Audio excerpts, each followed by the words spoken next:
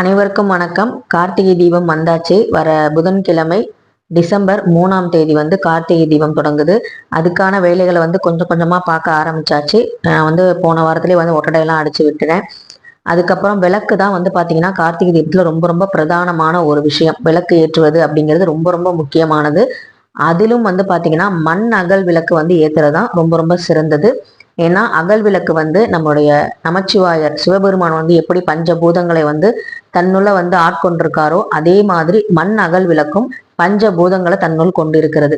அதனால பாத்தீங்கன்னா மண் அகல்ல விளக்கேத்துறது ரொம்ப ரொம்ப நல்லது.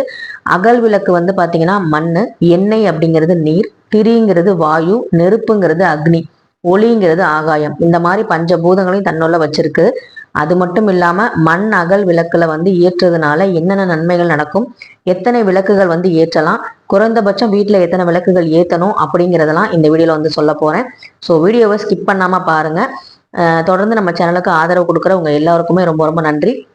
நம்ம சேனலை சப்ஸ்கிரைப் பண்ணாம பாக்குறவங்க சப்ஸ்கிரைப் பண்ணிட்டு பாருங்க. நான் மேல இருந்த பரணி மேல இருந்த விளக்கெல்லாம் எடுத்துட்டேன். வருஷம் வருஷம் விளக்கு ஏத்தினதுக்கு அப்புறம் மேல திரும்ப வச்சிருவோம்.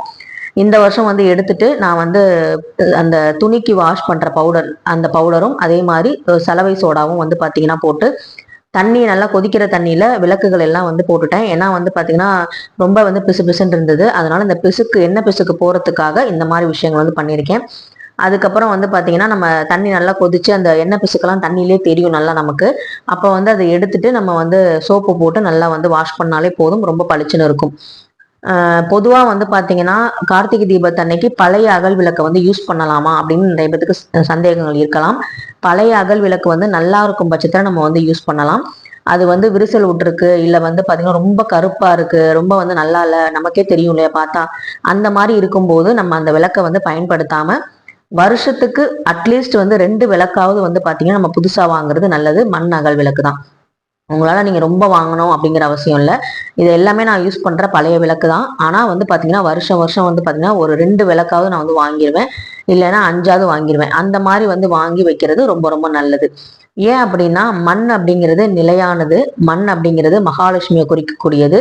அது மட்டும் இல்லாம மண் அப்படிங்கிறது சனி பகவானுக்கு ரொம்ப ரொம்ப ஒரு உகந்த மண் அகல் விளக்கு. மண் அகல் விளக்குல நம்ம ஏற்றும் போது சனி தோஷம் நீங்கும் அப்படின்னு சொல்லப்படுது. மண் அகல் விளக்குனால நம்ம ஏற்றும் போது நம்மளுடைய ஆயுள் விருத்தி அதிகமாகும் அப்படின்னு சொல்லப்படுது. ஏன்னா பஞ்சபூதங்களும் இருக்குன்னு நான் ஏற்கனவே சொல்லியிருக்கேன். ஸோ பாத்தீங்கன்னா இந்த பிள்ளையார் விளக்கு பாத்தீங்கன்னா 7 தீபம் உடையது. இது பாத்தீங்கன்னா ரொம்ப கருப்பா இருந்தது பிள்ளையார் மேல. இப்ப பாத்தீங்கன்னா அந்த தண்ணியில போட்டு நல்லா நம்ம வாஷ் பண்ணதுக்கு அப்புறம் நல்லா பளிச்சுன்னு ஆயிடுச்சு. ஸோ இந்த மாதிரி எண்ணெய் பிசுக்கு இதெல்லாம் போறதுக்காக தான் இந்த மாதிரி ஒரு விஷயங்கள் நம்ம பண்றோம். ஸோ பாத்தீங்கன்னா நம்ம மழை நேரத்தில் நம்மளால காய வைக்க முடியாது அப்படிங்கிறனால வெளியெல்லாம் கொண்டு போய் வெயில்ல காய வைக்க முடியாது. அதனால நான் ஒரு துணியை விரிச்சிட்டு அது மேல நான் அகல் விளக்கை சுத்தம் பண்ணி காய வச்சுட்டேன். ஸோ இது சாயங்காலத்துக்குள்ள நல்லா காஞ்சிரும்.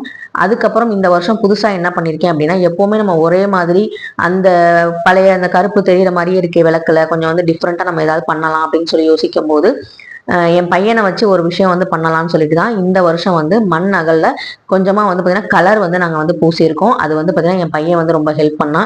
ஃபர்ஸ்ட் பாத்தீங்கன்னா நம்ம யூஸ் பண்ண கலர் வாட்டர் கலருக்கு பத்தி நம்ம பிள்ளைங்க யூஸ் பண்ணுவாங்கல்ல வாட்டர் கலர், அதுல இருந்து தான் எடுத்து நான் சிவப்பு கலர் கொடுத்தேன். அதுவே நல்லா தான் இருந்தது. இந்த கலர்லாம் என்கிட்ட இல்லை அப்படின்னு நினைக்கிறவங்க இந்த காவி இருக்கும் பார்த்தீங்களா, அந்த காவியை நம்ம நல்லா ஒரு துணியில துவைச்சு அதுல பாத்தீங்கன்னா நம்ம அந்த துணியை வச்சே நம்ம விளக்கு தரணும் அப்படின்னா நல்ல செம்மண் கலர்ல விளக்கு மாறிடும். அந்த திரி பட்ட இடத்துல கருப்பா இருக்கிறது எல்லாமே தெரியாம இருக்கும். ஸோ உங்களுக்கு எது இஷ்டமோ, எது உங்க வீட்டுல இருக்கோ அதை நீங்க யூஸ் பண்ணுங்க. அது மட்டும் இல்லாம அக்ரிலிக் கலர் அப்படின்னு சொல்லிட்டு இந்த வாட்டர் கலர் மாதிரியே பெயிண்ட் மாதிரியே இருக்கும். அதையும் பாத்தீங்கன்னா நான் வச்சிருந்தேன். ஸோ அதுவும் பாத்தீங்கன்னா சிகப்பு, மஞ்சள் அந்த மாதிரி நம்ம கொடுக்கும்போது ரொம்ப கலர் நல்லா பிரைட்டா இருக்கும். விளக்கு பார்க்கவும் புதுசா இருக்கும். நமக்கும் பாத்தீங்கன்னா அதை தீபம் ஏற்றும் போது ரொம்ப சந்தோஷமா இருக்கும். பொதுவா தீபம் ஏத்துறதே நம்ம வீட்டுல சந்தோஷம் பெருகணும், மகிழ்ச்சி பெருகணும் அப்படிங்கிறதுதான். அதே விளக்க நம்ம இன்னும் நல்லா பளிச்சுன்னு சுத்தபத்தமா நமக்கு பிடிச்ச மாதிரி செய்யும் போது இன்னும் நல்லா இருக்கும். இதுல நான் இந்த வருஷம் என் குழந்தையும் ஆட் பண்ணியிருக்கேன் இந்த வேலையெல்லாம் செய்யறதுக்கு. ஸோ அவனையும் இன்வால்வ் பண்ணனால அவன் பாத்தீங்கன்னா ரொம்ப சந்தோஷமா செஞ்சு கொடுத்தான் எனக்கு. ஸோ இந்த மாதிரி நம்ம சொல்லும் போது குழந்தைங்கள்ட்ட நம்ம பேசிட்டே வந்து கார்த்திகை தீபம் வந்து எதுக்காக கொண்டாடுறோம், எந்த இறைவனுக்காக நம்ம செய்யறோம் அப்படின்னு அந்த கதைகள்லாம் நம்ம சொல்லும் போது இன்னும் நல்லா குழந்தைங்க வந்து இன்ட்ரெஸ்டா கேட்பாங்க. மொபைல் டிவி அப்படின்னு வந்து அடிக்ட் ஆகாம அந்த நேரத்துல இந்த மாதிரி ஃபங்க்ஷன் டைம்ல நம்ம குழந்தைங்களை வந்து வீட்டு வேலை செய்யறதுக்கு கொஞ்சம் இன்வால்வ் பண்ணா நல்லா இருக்கும் அப்படிங்கிறதுக்காக தான் இந்த மாதிரி விஷயங்கள் இந்த வருஷத்துல இருந்தா நான் ஸ்டார்ட் பண்ணியிருக்கேன் இந்த கார்த்திகை தீபத்துக்கு. இதுக்கு முன்னாடி வந்து பாத்தீங்கன்னா பொம்பளை பிள்ளை தான் செய்யணும், ஆம்பளை பிள்ளை தான் செய்யணும் அப்படிங்கிற மாதிரிலாம் இல்லை. நமக்கு அப்புறம் நம்ம வீட்டுல எந்த சந்ததிகள் இருக்காங்களோ அவங்களுக்கு நம்ம வந்து இந்த ப்ராப்பரான விஷயங்களை சொல்லி கொடுக்கும் போது 100ல ஒரு 50% தான் அவங்க வாழ்க்கையில வந்து அது பயன்படும் அப்படிங்கிறதுக்காக தான் இந்த மாதிரி விஷயங்கள்லாம் சொல்றது. இப்ப முதல்ல எத்தனை விளக்கு ஏத்துறது அப்படின்னு தெரிஞ்சுக்குவோம். மொத்தம் 27 விளக்குகள் வந்து ஏத்துறது நல்லது. 27 விளக்குகள் ஏத்த முடியல அப்படின்னா குறைந்தபட்சம் 9 விளக்காவது ஏத்தணும். அதுவும் முடியல அப்படின்னா நிலைவாசல்ல 2, பூஜை அறையில 2 தீபமாவது கண்டிப்பா ஏத்தணும். ஸோ இதுதான் வந்து ப்ரொசீஜர். 27 அப்படிங்கிறது அந்த நட்சத்திரங்களை குறிக்கக்கூடியது. 27 நட்சத்திரங்கள் அதனுடைய கூட்டுத்தொகை பார்த்தீங்கன்னா 9 நவகிரகங்களை குறிக்கக்கூடியது. ஸோ அதனால வந்து பாத்தீங்கன்னா அந்த நட்சத்திரங்களை வச்சு மையமா வச்சுதான் இந்த எண்ணிக்கையில வந்து நம்ம விளக்கு வந்து ஏத்துறோம். எந்தெந்த இடங்கள்ல வந்து விளக்கு ஏத்தணும் அப்படின்னு முன்னோர்கள் சொல்லியிருக்காங்க. வீடு முற்றம் அப்படின்னு சொல்லியிருக்காங்க. வீடு முற்றத்துல 4 தீபம்னு சொல்லியிருக்காங்க. ஆனா வீடு முற்றம்ங்கிறது 4 தூண்கள் இருக்கும், நடுவுல வந்து பாத்தீங்கன்னா நமக்கு ஓப்பன் பிளேஸா இருக்க மாதிரி இருக்கும். அந்த மாதிரி வீடுகள்லாம் இப்ப கிடையாது. நம்ம வந்து கொல்லைப்புறமே நிறைய வீட்டுல வந்து இருக்காது, அப்பார்ட்மெண்ட்ஸ்ல இருக்கனால. ஸோ அதுக்கேற்ற மாதிரி நான் எப்படி வந்து என் வீட்டுல வந்து விளக்கு ஏத்துறேன் அப்படின்னா, எங்க வீட்டுல கொல்லைப்புறம் இருக்கு, இல்லாதவங்க பால்கனி அந்த மாதிரி வந்து நீங்க யூஸ் பண்ணிக்கலாம். இல்லைன்னா எங்க வந்து டஸ்ட்பின் வைப்பீங்களோ அந்த இடத்துல வந்து குப்பை தொட்டி வைக்கிற இடத்துல ஒரு தீபம் வந்து ஏத்துறது வழக்கம். ஸோ நான் வந்து எப்படி ஏத்துறேங்கிறத சொல்றேன். கோலத்துக்கு நடுவில் வெளியில இருந்தா வரணும் விளக்கு ஏத்துறது, உள்ள இருந்து ஏத்தக்கூடாது.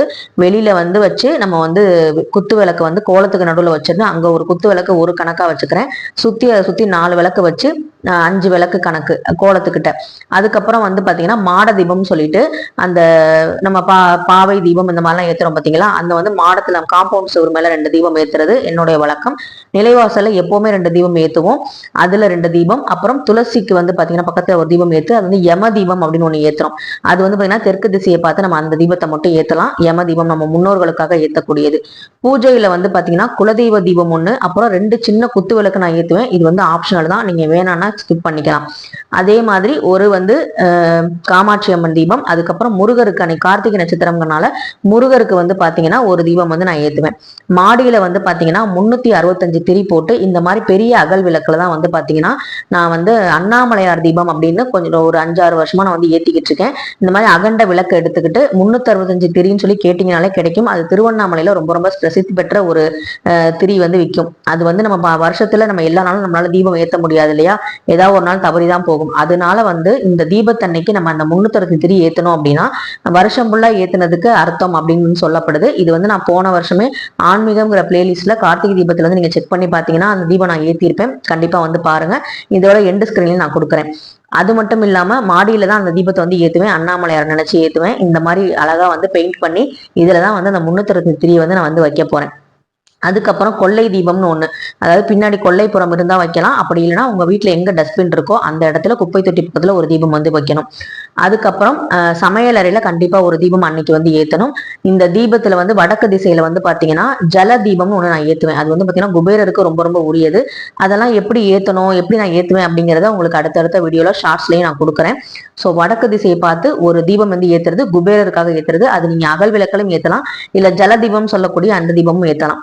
இந்த தீபம் வந்து பிள்ளையார் தீபம் வந்து பாத்தீங்கன்னா சித்திர தீபம் நான் ஏத்துவேன். அதாவது வண்ண கோலம் வந்து திண்ணையில போட்டு அது மேல இந்த தீபத்தை வச்சு சித்திர தீபம் நான் வைப்பேன். ஏன்னா மழை வரனால நமக்கு வெளியே ரொம்ப வைக்க முடியாது. அட்லீஸ்ட் நம்ம திண்ணையிலேயாவது நம்ம வைக்கலாம். அப்படி திண்ணை இல்லாதவங்க உங்க வீட்டு ஹால்ல கூட நீங்க அழகா நடுவுல ஒரு சின்ன ரங்கோலி மாதிரி போட்டு அதுக்கு நடுவுல வந்து இந்த தீபத்தை வச்சீங்கன்னா அதான் வந்து சித்திர தீபம் அப்படின்னு பேரு. அப்புறம் வந்து படிக்கட்டுல நமக்கு வந்து ஒரு 6 தீபம் வருது. மொத்தமா எனக்கு வந்து பாத்தீங்கன்னா 27 தீபங்கள் வந்து கணக்கு வந்துருச்சு. ஸோ நான் எப்பவுமே இந்த கணக்குப்படிதான் வந்து தீபம் வந்து ஏற்றுவேன். நீங்க வந்து 9 விளக்கம் ஏத்தலாம், இல்ல வந்து உங்களுக்கு தோன்ற மாதிரி நீங்க எப்பவுமே ஏத்தக்கூடிய எண்ணிக்கையில கூட ஏத்தலாம். ஸோ வந்து இதான் வந்து என்னுடைய ப்ரொசீஜர், அதான் நான் சொன்னேன். அதே மாதிரி என்ன யூஸ் பண்ணுங்கிறதையும் சொல்லியாச்சு, எந்த திசையில ஏத்தணும் அப்படிங்கிறது சொல்லியாச்சு. கிழக்கு அல்லது வடக்கு நோக்கி தான் ஏத்தணும். அதே மாதிரி திரி வந்து நீங்க எந்த திரி வேணாலும் யூஸ் பண்ணலாம். முடிஞ்சா அந்த 365 திரி வந்து பூஜா ஸ்டோர்ல வந்து கிடைக்கும். அதை வந்து நீங்க வாங்கி ஏத்துனீங்க அப்படின்னா அது வந்து ரொம்ப ரொம்ப நல்லது. அந்த தீபத்தை வந்து நீங்க ஏத்தி பாருங்க. அதே மாதிரி தீபத்தை வெறும் தரையில வைக்க கூடாது. வாழை இலை, அரச இலை, இல்ல ஆலம் இலை, இல்ல வந்து வெற்றிலை, இது மாதிரி வந்து கீழே வச்சு அது மேல வந்து அகல் விளக்கு வந்து ஏத்துங்க. எதுவுமே இல்லை அப்படின்னா சின்ன பிளேட் இருந்தால் அது வைக்கலாம். அது சில்வர் வந்து யூஸ் பண்ணக்கூடாது. இல்லைனா வந்து சின்னதாக அட்டை வந்து கட் பண்ணி அழகாக வந்து வச்சு ஏற்றுங்க.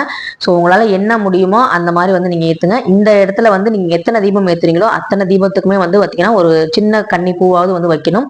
ஸோ அதையும் வந்து பார்த்துக்கோங்க. எண்ணெய் ரெடி பண்ணிக்கோங்க, திரி ரெடி பண்ணிக்கோங்க, நல்லா வந்து வாஷ் பண்ணி வச்சுக்கோங்க. புதுசாக வந்து பார்த்தீங்கன்னா 2 விளக்காவது வாங்குங்க. ஸோ இந்த கார்த்திகை தீபத்தில் நம்ம ஏற்றக்கூடிய தீபம் நம்ம வாழ்க்கையிலும் சரி, நம்ம வீட்லையும் குடும்பத்திலையும் மகிழ்ச்சி வந்து பெருகணும். நம்ம குடும்ப உறுப்பினர்களுக்கான ஆயுள் வந்து நல்லபடியா இருக்கணும், ஆரோக்கியம் நல்லா இருக்கணும், செல்வ செழிப்போட இருக்கணும் அப்படின்னு நினைச்சு இந்த தீபத்தை வந்து வழிபாடு செய்யுங்க. அந்த அண்ணாமலையார் அருளோடையும் நம்மளுடைய முருகப்பெருமானோட அருளோடையும் குலதெய்வத்தினுடைய அருளோடையும் நம்ம எல்லாருமே நல்லபடியா இருப்போங்கல எந்த சந்தேகமும் இல்லை. இந்த வீடியோ ஒரு வகையில் உங்களுக்கு ஏதாவது ஒரு பயனுள்ளதாக இருந்துச்சு அப்படின்னா கண்டிப்பாக லைக் பண்ணுங்க, ஷேர் பண்ணுங்க, மறக்காம சப்ஸ்கிரைப் பண்ணுங்க. உங்க வேல்யூபிளான கமெண்ட்டை எனக்கு தெரிவிங்க. அது மட்டும் இல்லாமல் கூடவே ஹைப் பட்டனையும் கிளிக் பண்ணுங்க. அப்பதான் நிறைய பேருக்கு இந்த வீடியோ வந்து ஷேர் ஆகும். ஸோ அனைவருக்கும் இனிய கார்த்திகை திருநாள் நல்வாழ்த்துக்கள்.